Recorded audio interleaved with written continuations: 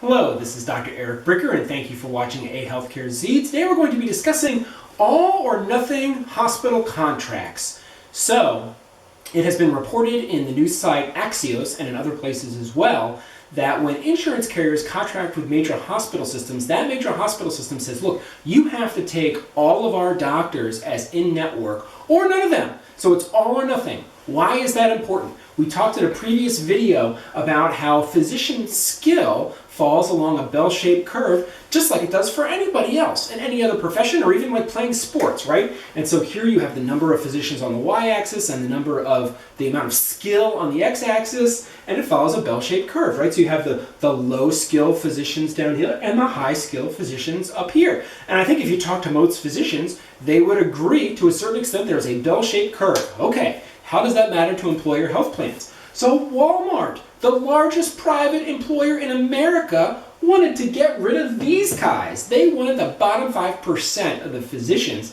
out of their carrier networks. They wanted them out.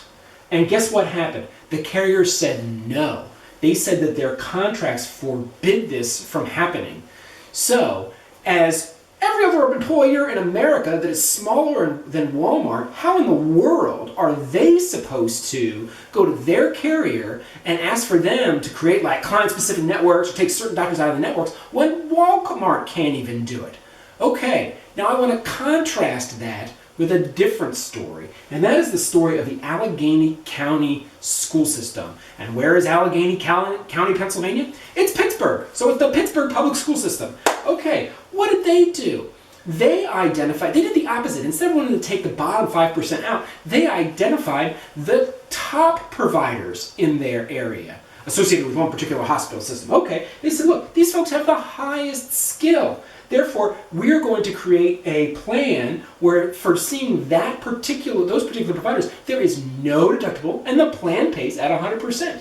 For the other in-network physicians, there was a deductible and then the plan paid 80%, and then there was your typical out-of-network benefits. Okay, great. So in other words, there were 3 tiers, but instead of getting rid of the bottom 5%, they instead incentivized through plan design going to the top physicians. Okay, great. What happened? Here's the punchline. Their cost went from $241 million down to $233 million, a decrease of $8 million. Now, yeah, it's only like 2 or 3%, but the point is that it didn't go to trend, it didn't stay flat, it actually went down. And so I think this drives home a couple of points. One is that it's probably not likely that the carrier's contracts are going to allow for this type of steerage. So just know that when you get into the weeds of the contracts, it might not be possible because within a particular health system, there are going to be good doctors and not so good doctors. And so you're not going to want a whole health system en masse. What you're going to want to do is you're going to really want those best providers that are in there.